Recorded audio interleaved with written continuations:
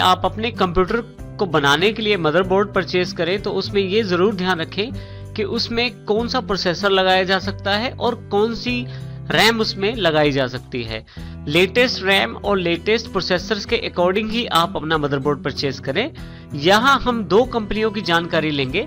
दो मुख्य कंपनियां जो मदरबोर्ड बनाने में शामिल है, एक हमारे पास इंटेल के रूप में उपलब्ध है और दूसरी हमारे पास AMD के रूप में उपलब्ध हैं। दोनों बहुत ही बढ़िया और एडवांस टेक्नोलॉजीज के बोर्ड अवेलेबल करवाती हैं। इनमें उदाहरण के तौर पे हर एक बोर्ड का एक नंबर अवेलेबल करवा दिया जाता है। मार्केट में बहुत सारे इंटेल और AMD के बोर्ड्स अवेलेबल रहते हैं और उनको उनके नंबर से आइडेंटिफाई किया जा सकता है। उदाहरण के लिए यहाँ 4 बोर्ड दिए गए हैं, जैसे इंटेल DG31 या 41 जो ड्यूल कोर प्रोसेसर्स और कोर टू ड्यू प्रोसेसर्स को सपोर्ट करते हैं। इसी तरह से DP55SB जो i5 और i7 प्रोसेसर्स को सपोर्ट करते हैं। हमारे पास ASUS M5A97LE बोर्ड रहता है जो AMD सीरीज के प्रोसेसर्स को सपोर्ट करता है। यदि आपके पास पुराना P4 प्रोसेसर अवेलेबल है तो आप चाइनीज चिपसेट, चाइनीज 945 बोर्ड के नाम से जाने जाते हैं, उनमें आप अपने P4 प्रोसेसर्स को प्रयोग कर सकते हैं। तो इस प्रकार से अलग अलग बोर्ड एक अलग सीरीज को रिप्रेजेंट करता है। नेक्स्ट पार्ट जो हमारे कंप्यूटर में सबसे इंपॉर्टेंट है वो है CPU, सेंट्रल प्रोसेसिंग यूनिट।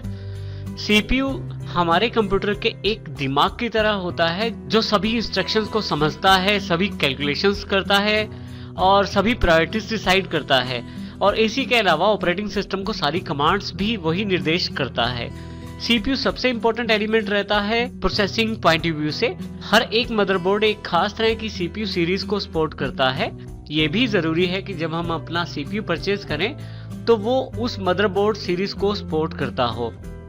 यहाँ पे उदाहरण के लिए देखिए 4 CPUs आपको एज एन एग्जांपल यहाँ दिखाए गए हैं, जैसे इंटेल P4 पहला CPU, AMD सीरीज का AMD Phenom और जो कि पिन बेस्ड CPU है जिसमें पिनें होती हैं। इंटेल P4 में भी पिनें होती हैं और इंटेल Core i7 जो कि लेटेस्ट CPU है इंटेल की तरफ से।